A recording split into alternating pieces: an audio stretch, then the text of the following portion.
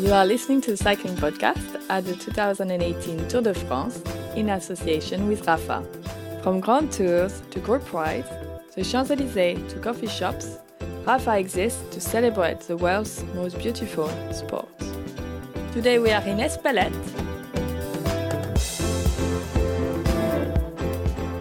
Where are we, Lionel? We're in Espelette, near, the Tour de France time trial is finishing next to a roundabout at the top of a hill in Espelette.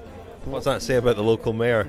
Well, I won't go into that, but yeah. We've covered that. That was François. But it's probably the only, let's say it's the only roundabout in Espelette because we don't know. It's the only roundabout we know about anyway, so. It's a French cultural thing, Richard. That was Lionel Birnie. That was François Thomazeau before him, and I'm Richard Moore. And we're speaking as the final stage time trial's underway. Geraint Thomas in the yellow jersey is about 20 minutes into his ride. We've just watched him wobble on a corner. His front wheel went and he got it back, but that was a pretty scary moment for him, I would imagine. Scary moment, but followed immediately by the first intermediate time, and he was leading, really comprehensively with a 14-second lead over Chris Froome, and I think 16 seconds over Tom Dumoulin. I mean, everything we said about Geraint Thomas, having the tour of his life, leading with the yellow jersey on his back, leading Chris Froome and Tom Dumoulin, probably two of the best time trial specialists of the decade, is absolutely tremendous. Worst case scenario was that it was rainy, and it has been a little bit rainy this morning. The roads were wet, but now as the GC riders are on the course, sun's out, roads are drying out, so the threat of difficult road surface conditions has eased considerably, and as it stands at the moment, Sky are going to have two riders on the podium, aren't they? Geraint Thomas is going to win the Tour and Chris Froome is going to finish third because he currently is going better than Primož Roglic out on the road. Tom Dumoulin, so-so at the moment. A little bit of a surprise that. I think Roglic, we've tended to think that he's been finishing the Tour very well, and he is a great time trialist. So they're all good time trialists. So that's a little bit of a surprise. Stage isn't over yet. A bit of a scare for Tom Dumoulin this morning as well when he woke up and discovered that he'd misplaced his skin suit. François, do you want to use your favourite word on that one? Are you calling something on that? Bullshit, I suppose.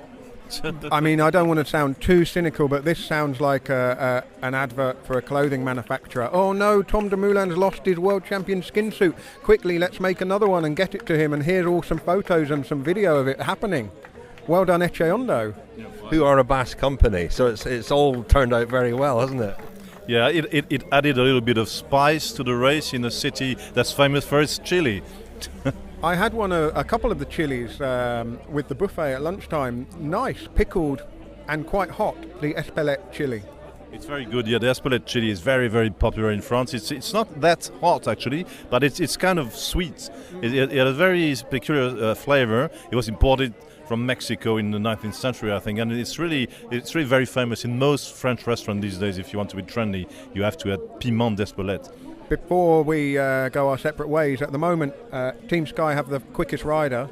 Michał Kwiatkowski is the leader in the clubhouse. Is his time going to be beaten, do you think? Well, he went very close to winning the final time trial last year at the Tour de France. He was second on that stage to his countryman, Matej Bodnar, who rides for Bora Hansgrohe. So, he's proven himself to be very good in this discipline and at this stage of the race. Let's see. Well, for me, if it goes the way it's been going for the start of the Tour and up to now, I wouldn't be surprised. And you kind of forecast that yesterday, Richard. For once you were in the true. I see Geraint Thomas winning the two Alpine stages plus the final time trial. What can you say?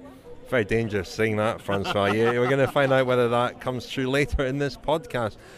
Oh no, Richard, it's clouding over, it might rain, and I've left my Rapha jacket in the car. A community around the world, stories and films with the most compelling characters, the world's finest apparel. Explore the world of cycling with Rapha. Hi, I'm Amy from Rapha. At Rapha, we believe that cycling transforms lives and that cycling is the answer to many of our daily problems and challenges. We have 23 Rapha clubhouses around the world with 300 rides a week with thousands of people. So, wherever you are, we invite you to ride with us. See rapha.cc to find a ride near you. For anyone pointing out the hypocrisy of us slagging off Tom Dumoulin for his stunt with his clothing company, and then having our own little clothing ad in there. Well, we're fully aware of that. It was conscious. It was just a joke, and it was meant with affection. Thank you. And all my jokes are. Thank you very much to our headline sponsor, Rafa, without whom, etc., we wouldn't be here. But we're very, very grateful to them for their fantastic support. Rich, while François is not here, I just want to point out he was wrong about something. He said, Thomas won 2 mountain stages and he'll win the time trial. Well, why not? As he does, but he didn't.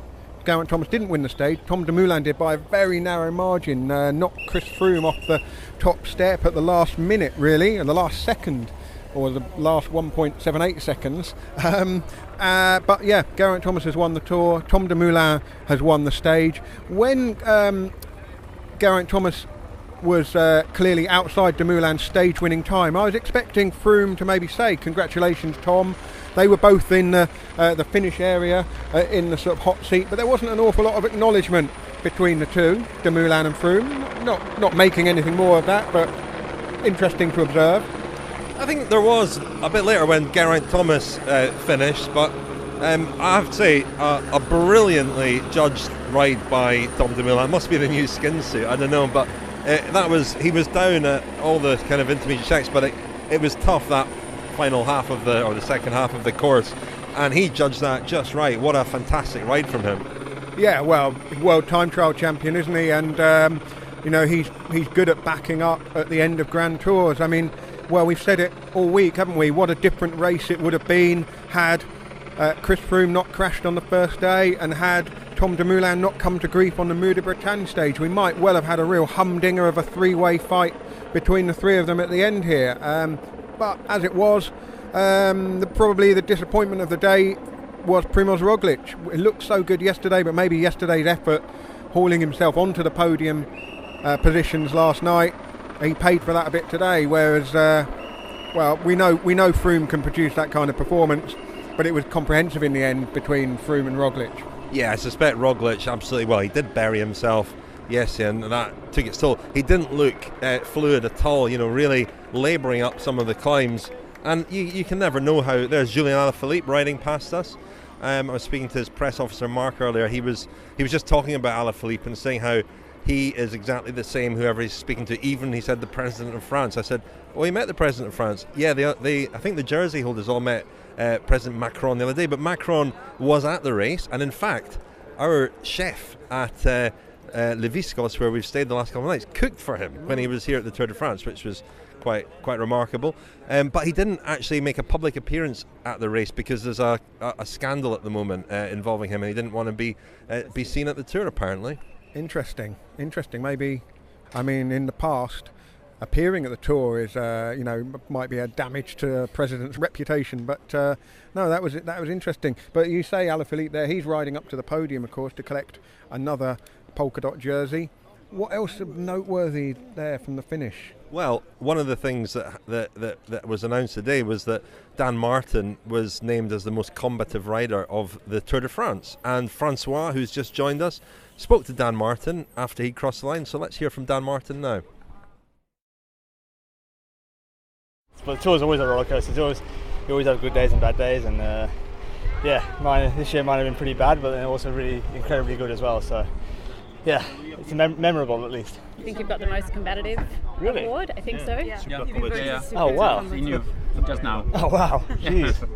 Yeah, I mean that's.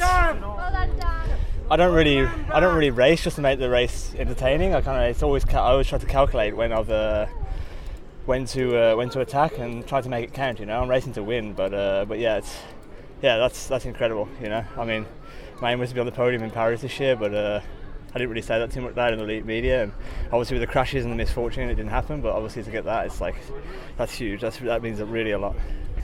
Yesterday, for the first time as well, I really realised how much the crash affected me on Alpe d'Huez. Like, I just couldn't push that day. And yesterday I was really tired and I was hurting, but I could still just grit my teeth and get through it. And Alpe d'Huez, I just didn't have any power left, and I didn't realise at the time, but it was obviously the crash that was caused that. So I'm never one to look back.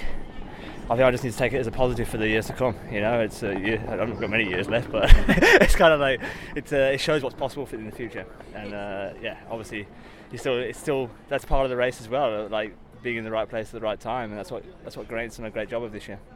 Incredibly memorable for one, but it means a lot. I mean, to win the first stage victory, the first stage victory of the Tour for UAE as well, and I know the mission of the team from the very beginning, and that's part of the reason why I came to this team was this kind of legacy, you know, to bring cycling to the people of UAE and kind of make it a big sport there, and to get kids on bikes, and that's always been a passion of mine, and that's apparently everybody's been glued to the TV in the UAE watching me, so that means a lot as well. And then obviously to win the super combative, I mean, I'm not sure anybody's ever won that without winning it on a single day, but you know, I've just tried my best every day, you know, and as I say, I'm not sure, I didn't really let on how much that crash affected me, but maybe we'll release in a few days the images of the after effects of that crash, but well, not really pieces back. I've still got it looks like I've been shot, you know. I've got a bullet, I've got a hole in my back still that's like, it's probably going to take another 2 weeks to heal, you know. So it's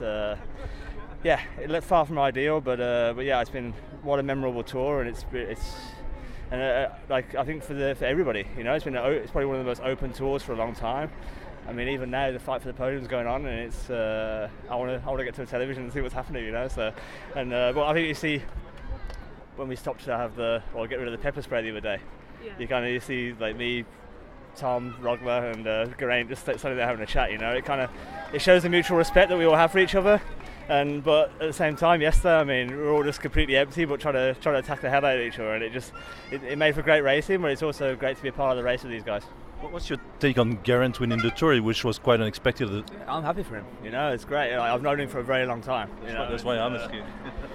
We were juniors together, and we raced a lot as together. Like basically, we were sparring partners in juniors. We'd. I mean. So yeah, we go way back, and we've always been in contact, and it's great to see him up there. You know, I think a lot of the person's happy for him because he's definitely one of the nice guys.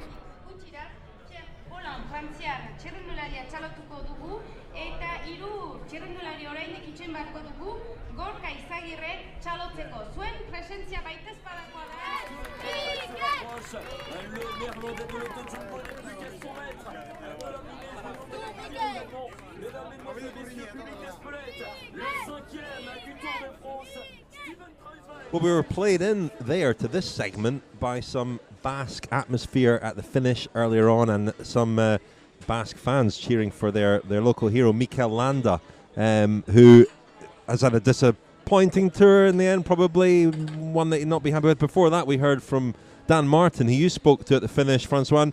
He's somebody who perhaps hasn't finished as high up as Mikel Landa overall, but I think can reflect and seems to be reflecting on a good tour. Yeah, absolutely. I mean, he said the effects of his crash really hampered his chances for the GC. But in the same time, as you heard, he just discovered he had won the super combative award, which is and he sounded very moved about it. And there was a day of surprises and good surprises on the finish line for many riders. Geraint Thomas was surprised to find his wife was waiting for him, so he was very emotional, get together.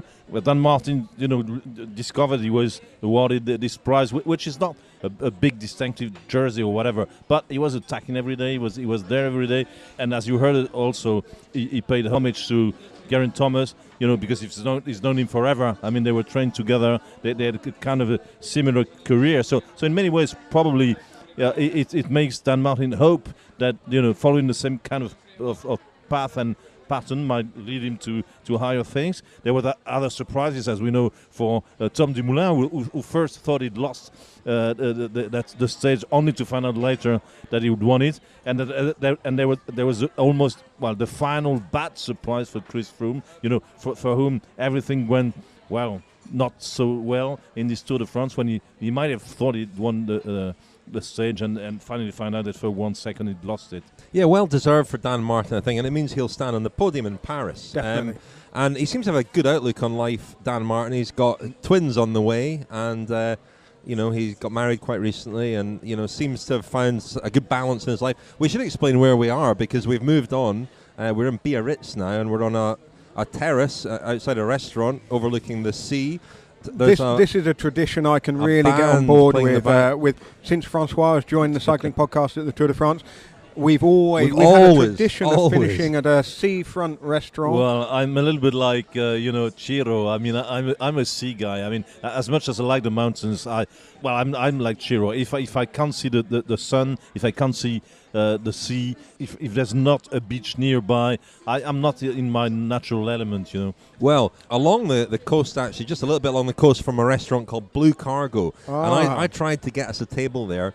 Quite a famous restaurant in Biarritz, not least because it's where David Miller was arrested in 2004 when he was eating with Dave Brailsford and his partner, which led to his eventual doping ban. It was he was arrested by the French drugs police, and the story is quite well known. I thought, I don't know why I thought it would be a good place for us to have dinner tonight. Finish the podcast off in sort of a little piece of cycling history there. Yeah, well, you might have been accused of having a kind of a wicked approach to all that, like going back to the scene of the crime. But well, you've been accused of that anyway. You've been accused of that anyway. But once again, but we're not there. We are at Les Baigneuses, just overlooking the sea. Very nice. I'm sure David Miller lived in the area for a long time. Given the atmosphere here, lots of beautiful young people, live music and good beer. I don't know why I think David Miller probably knows the place. Here, Lionel, there was a stage today. We're a bit later than usual, but can you give us the tale of the attack, please? Well, yeah, I'll just wrap up what happened in the stage, just as my delicious podcasting beer arrives here on the terrace. It was stage 20 from Saint-Pée-sur-Nivelle to Espelette, a 31-kilometre time trial. Well, the first significant leader on the stage was Michael Hepburn of Mitchelton Scott. He set a time that stood for quite a lot of the stage. Jonathan Castroviejo of Team Sky got within 8 seconds of that, but it wasn't until Marc Soler, the Movistar rider, came in by 500th of a second to beat Hepburn's time, and that was a really interesting performance to me. Totally overshadowed by everything else that's gone on today, but Marc Soler is a future Grand Tour champion in the making. He's won Paris-Nice, he's pulled out a really fine time trial result on the penultimate stage of the Tour. We'll look back in future years, I think, and say, do you remember the time when Soler briefly led the time trial? I mean, that was that's what you need, isn't it, to win a Grand Tour? Climbing ability, time trialing ability. Stefan Kung went very close to that time, and that was what made me sit up and take notice, because you would think Stefan Kung would wipe the floor with Marc Soler, but these time trials at the end of a Grand Tour, particularly as it was so hilly, that was the extra dimension. But then Solon Krauw Andersen of Team Sunweb, he was the first rider to go under 42 minutes, and then came Michał Kwiatkowski of Team Sky, but it was all very close. And then Chris Froome came in to knock his teammate out of the hot seat, and then Tom Dumoulin finally won it by a second from Chris Froome. There's been a lot of controversy from people who are watching on TV about the way the graphics seem to kind of switch and show Dumoulin winning or Froome winning, or the times not being quite correct. I've been doing a bit of asking around about this. I mean, the TV graphics and the official timing are two separate things. The TV graphics are kind of off the provisional, almost like the sort of hand-operated stopwatch. The actual stage timing by Tissot timing is what determines the results. And so, mistakes happen. I'm not sure. Well, it started a whole load of grassy knoll style conspiracy theory here, but I really don't think that there's anything in that. Tom Dumoulin has won the stage fair and square. Chris Froome second, Geraint Thomas third, and as we heard in the press conference afterwards, possibly he eased off. And François, you were trying to claim that you're Nostradamus a bit earlier. I was right. You were right. You said Geraint Thomas was going to win the time trial. But he would and have you're won maintaining that you were right. He should have won it. But Nico Portal told him to slow down. Exactly. So he didn't win Geraint Thomas said it himself. He was in the lead in the both intermediate timings, and then he had this little incident. He kind of slid out of contention. So from then on, Nicolas Portal and Geraint said it, to the French TV. Then he told him, just take it easy, relax. You need to win the Tour. We don't care whether you win the stage. Had he really ridden that time trial on his abilities and his of the moment, of course he would have won it. Bullshit. I'm calling bullshit here. Okay. Anyway, we're still doing the tail of the attack, are we? Dumoulin won the stage. Chris Froome second, so he climbs up to third place overall, bumping Primož Roglič down. Roglič, a disappointment today. He falls off the podium at the last, having clawed his way up there with a stage win on Friday. The only other riders to get within a minute of Dumoulin were Kwiatkowski, Søren Kragh Andersen and Bob Jungels. A little bit more movement in the top 10 overall because Bardet and Landa have swapped places, so Bardet up to 6th, Landa down to 7th, and Ilnur Zakarin up to 9th and Nairo Quintana down to 10th. So, I mean, that's a really impressive result for Zakarin particularly. And one of the most notable performances of the day, I thought, was Adam Yates, 11th on the stage, which was an outstanding performance. Time trialling is supposed to be the Yates twins' Achilles heel. But that was a really good performance after what has been a disappointing tour for him. Tom Dumoulin, as you say, won the stage, and he appeared for a press conference afterwards where he said he was very, very happy with his tour, very happy with second, paid a very generous tribute, I thought, to Geraint Thomas. I think, in Dumoulin and Chris Froome, two very magnanimous, gracious losers, both very keen to stress that Geraint Thomas was a very worthy winner of the tour. And one of the most interesting things I thought which Dumoulin said was he was asked about the Mur de Bretagne incident where he lost some time and then was docked 20 seconds. He said that had that not happened and he'd been closer to Thomas, then Thomas would have attacked him in the mountains and gained time because he said Thomas was stronger than him in the mountains. Yeah, he said it wouldn't have changed any results. I would have been second also. That's interesting. I don't know whether... Well, we don't know, but it's interesting when a rider comes out and says that because they know exactly how close to the limit they are when the other riders around them are going. They absolutely know. On a climb, you absolutely know where you are in relation to the other riders you're climbing with. And sometimes when we criticise riders for not attacking, it's because they know. They absolutely know. Now, I spoke at the finish to Luke Roberts, the coach at Team Sunweb. They don't call them sports writers, they call them coaches. So he's a coach, Australian. And I asked him about Dumoulin's time trial on his tour and the fact he'd ridden the Giro beforehand and the skin suit. Here's Luke Roberts. We'd reconned it earlier in the year, had notes of it, knew what to expect. And then, we very carefully recon it this morning. Where we have contact the whole time through it, matching our notes, what I see in the parcours, what he sees in the parcours. Then we have a really good idea how I can guide him through the course then. And was that a strategy to ride it the way he did when, like you say, your congratulations to, because he was down initially but rode a very good sort of second half. Was that always the plan? I have no idea how the times were the other guys. I don't look at them during the race. I try to concentrate on Tom's race, and in the end I was surprised to see that it was only a 1 second difference. And he'll finish second overall here, Tom, after finishing second at Giro. Did the Giro cost him anything, do you think, in terms of the efforts he can make here? I think so. He was very tired, but all the riders here at this tour were tired into the last week after the stress of the first 9 days, the heat in the Alps. Everybody was tired going through the Pyrenees, so I don't know if the Giro took an extra toll on that or whether we'll have the sports scientists back in the office crunching the numbers, looking at the data, and then they can give us a good idea of whether he could have been at a higher level here if he had left the Giro off. But that answer I can't give for now. So. Finally, the story about the skin suit. Tell us whether my colleague Lionel Birnie is very cynical about this, thinks it's a stunt by the clothing manufacturer. Was it true that the skin suit was misplaced? Yeah, the world champion stuff was misplaced.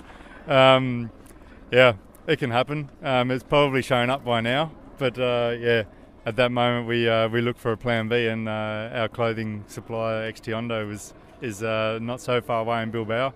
They came to the rescue, actually made a new suit this morning and delivered it. So actually delivered it 3 hours before the start. So they had still some time up their sleeve. The Cycling Podcast is supported by Science in Sport. Beta Fuel, the new superfuel from Science in Sport, is a 2-to-1 maltodextrin to fructose isotonic drink that delivers 80 grams of carbohydrates per serving without upsetting your stomach. This formulation means your stomach can process more carbohydrates per hour than glucose alone would allow. And this could make all the difference to your ride, whether you're cresting the Alpe d'Huez or just crossing the line at your local sportive. Available on scienceinsport.com from July the 12th. Science in Sport, fueled by science. Thank you to Science in Sport for sponsoring the cycling podcast. We are very grateful to them for their support, and you can get 25% off your Science and Sports stuff with the code SISCP25 at scienceinsport.com. Now, we heard before the break there, Lionel, from Luke Roberts, who maintains that this skin suit story is absolutely true. And I thought Dumoulin's explanation of that was credible. I was looking at you. Absolute hogwash. Luke Roberts even laughed as he was giving his answer, and Dumoulin gave a seamstress came out of retirement to make this garment. Gave the biggest name check to the clothing company, Echeondo, which I'm propagating this whole story. You've fallen for it, haven't you? But okay, maybe. I just think when teams volunteer this stuff, or when people volunteer this kind of thing, unusual for them to do so on the day, isn't it? It's a marketing exercise. You smell a rat. When somebody finds out, I don't think it's marketing exercise at all. Because if one day we were short of a Pédaleurs de Champs T-shirt, I'm sure we would have, the Pédaleurs de Champs T-shirt within an hour. Rafa would guess in 10 minutes, François. 10 minutes, absolutely. You're right. Yeah, absolutely. Are you saying this is true? A very similar, a very comparable scenario. Are you saying this whole thing about the missing skin suit is true?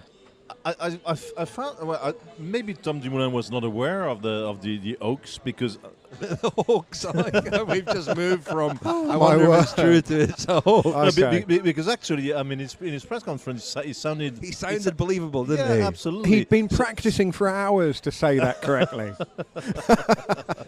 We've been lied to by cyclists before, famously. How far? I think he was.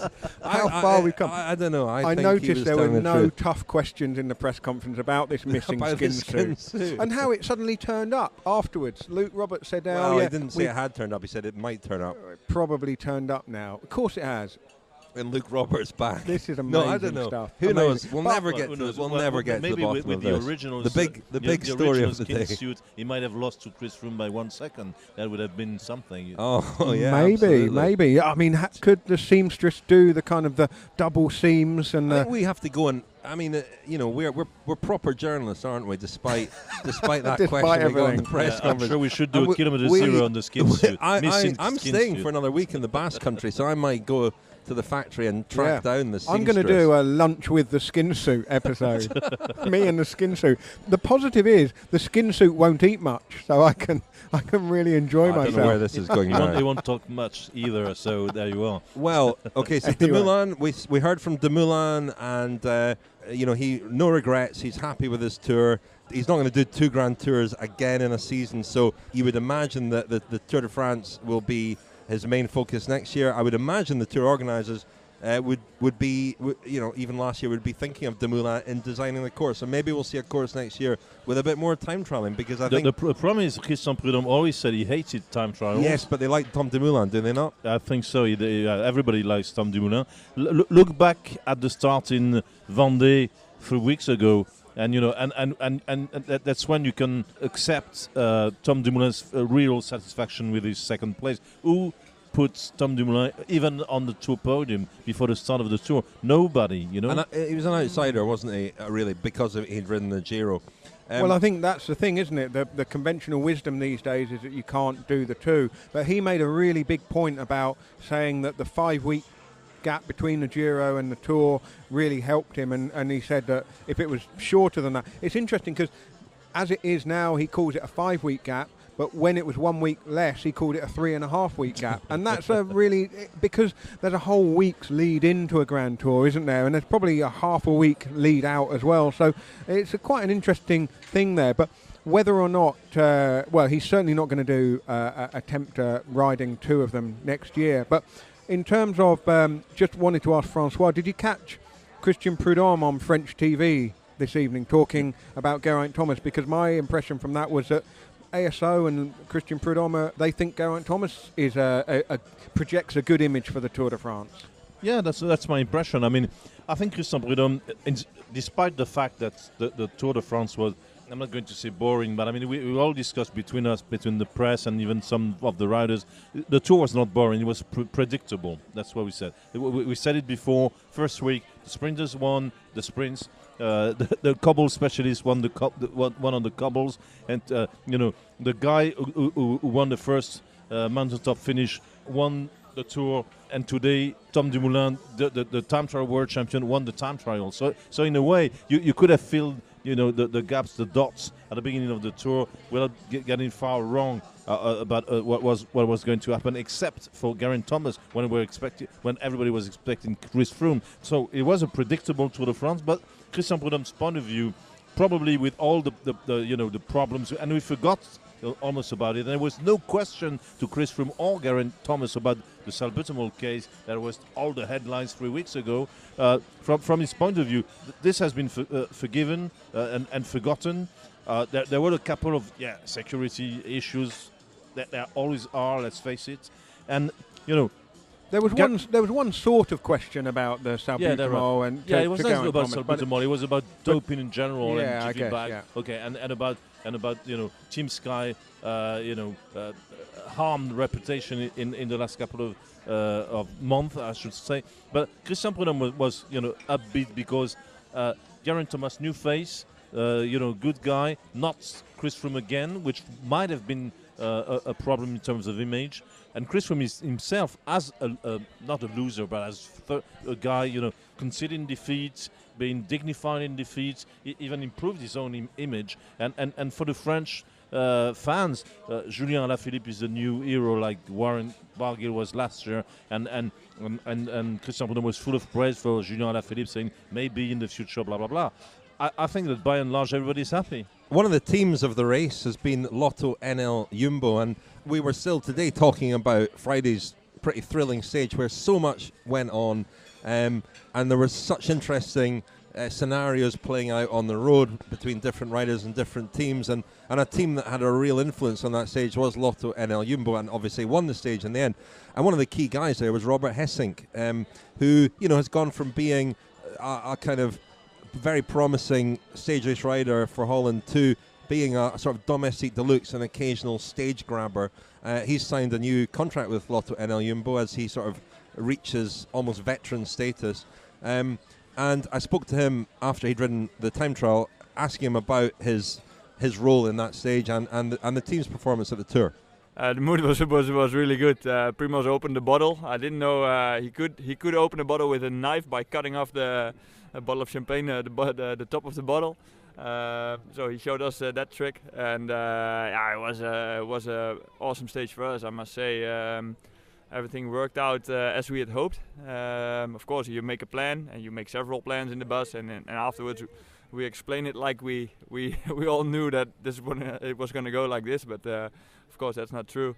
It's always a matter of what the opponents do, and the opponents did what we hoped they would do, and I could make the Sky Boys a bit tired, and then Steven attacked, and Primoz finished it in a crazy descent and won the stage.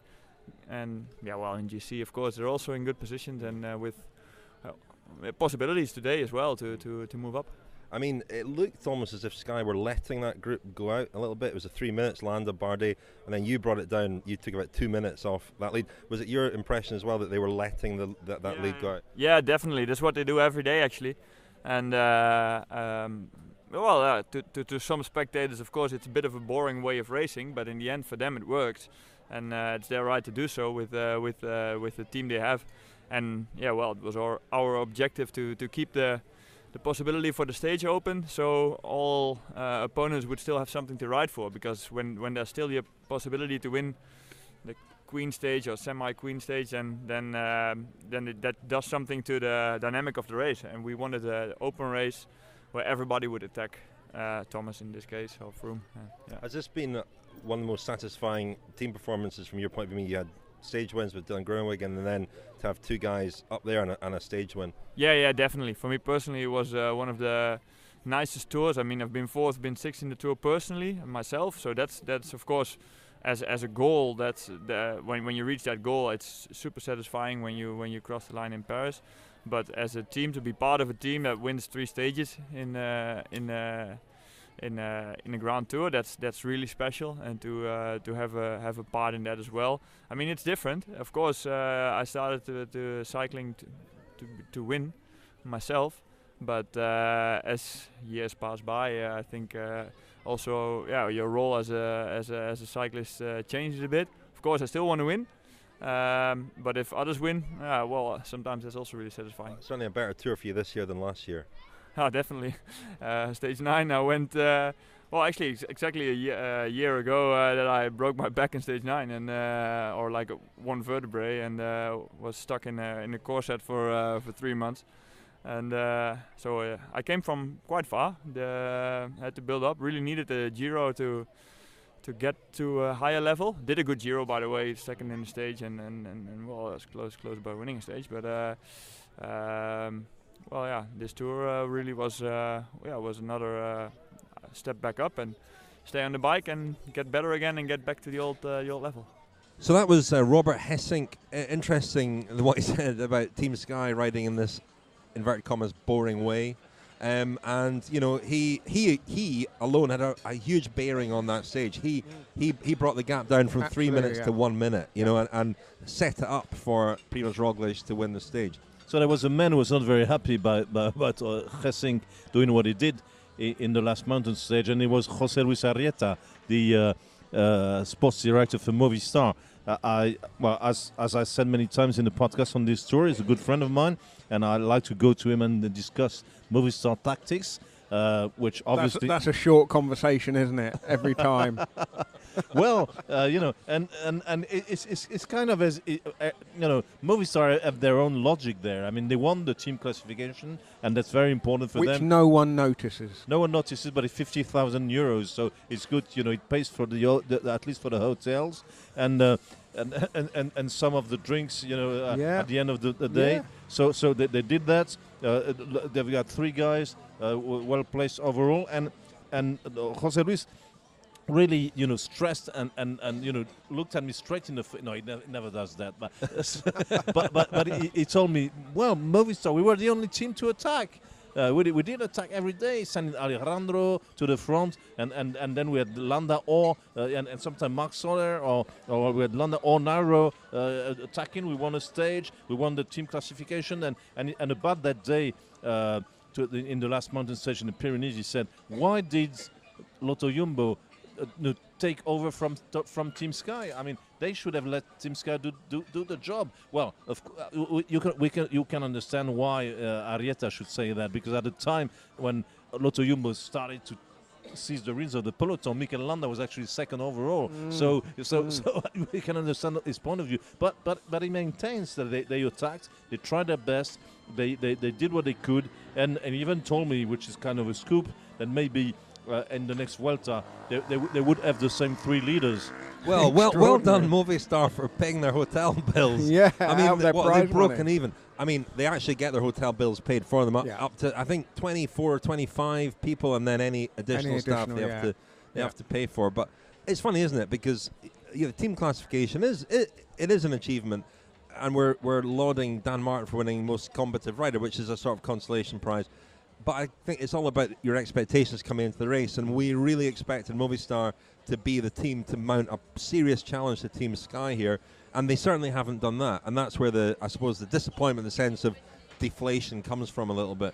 Should we wrap things up? Yeah, but just before we do, well, we were all in the press conference, the winners' press conference as they call it, even though it's not technically a done deal, but really tomorrow. I mean, if Geraint Thomas fell off, the whole peloton would slow down until 3 kilometres to go, Who and then knows? Well, I mean, we do know. But Richard, you posted a couple of pictures on the Cycling Podcast Twitter feed, which is a divided opinion. Unusual that a tweet opinion. It's got a terrible reaction. Well, okay. Yeah. So let me describe the scene. We were at the press conference. Traditionally, on the Saturday night, the winner elect, the guy who's going to win the tour the next day, does a press conference. And we get the stage winner and the guy in the yellow jersey.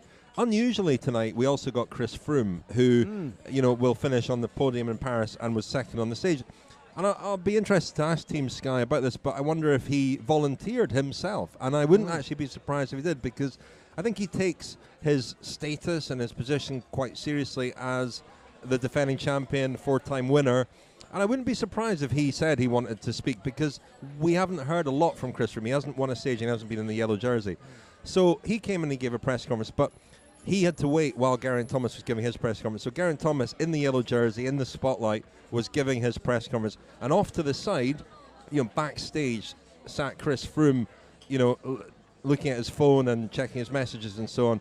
And I just thought it was quite a poignant scene. The defending champion, the 4-time winner, having to play the supporting role in that scenario, in that context too, with Geraint Thomas in the bright lights, the photos going on. So I took a picture of Froome waiting, and I took a picture of Geraint Thomas, and I posted a picture of the two of them sort of side by side. And it's just, it's got a terrible reaction from a lot of people. Those pictures tell a very simple story. Geraint Thomas won the Tour. Chris Froome was third. That's all it says. Yeah, I mean, the facts are much harsher than a photographic representation of the facts. I mean, credit to Chris Froome for coming in and doing that press conference anyway. He was in confiding mood. I mean, I found him very interesting, different. Froome did not need to do that press conference. And it's the first press conference he's done where there's not been a question about salbutamol or whatever. But I thought it reflected well on him, and I think it's something he wanted to do, and he wanted to give Geraint Thomas his seal of approval and to pay tribute to the performance that he's put in over the last 3 weeks. So, that was the thinking behind the tweet, but I apologise to anybody who was offended. I don't really. No.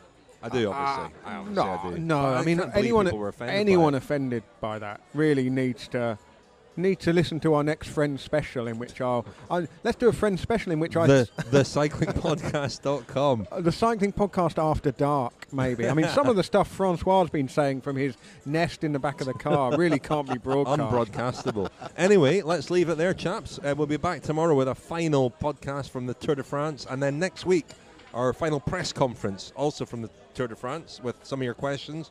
Thank you very much, François. Well, the French flavor of the day obviously was piment d'Espelette, the spicy and sweet and very tasty, chili from Espelette. That was the finish down today. On that spicy note, I say hi guys, because I'm not going to do any French flavor about Paris, because it would take probably 3 or 4 podcasts to tell you all about the charms of the city of Terrible light. Place, Paris, isn't it? It is awful. Yeah, nothing to say about it. A really good bookshop, though, hasn't it? Of course, yeah. Where is that? What's the address of the bookshop? It's called Librairie Les Cahiers, and it's where is it? Rue du Théâtre, in the 50th arrondissement. It's a great place. If you want to buy bookshop, if you want to buy books, I mean. Not books. Oh, well. Are you selling your bookshop, François? Are you selling I'm not selling it. But if you want to buy books, some in English actually, and books about cycling, why not go to Librairie Les Cahiers? Is your restaurant in Paris as well? Marseille? No, I have a restaurant in Marseille. Restaurant in Marseille, of course. Absolutely. Yeah. We'll plug that tomorrow night. Yeah. That's all for now. Thank you, Lionel. Thank you, Richard. Thank you, François. You have been listening to the Cycling Podcast at the 2018 Tour de France. Thanks to our sponsors, Rafa and Science in Sport. The music is by Santoré. This episode was produced by Alex Eidi.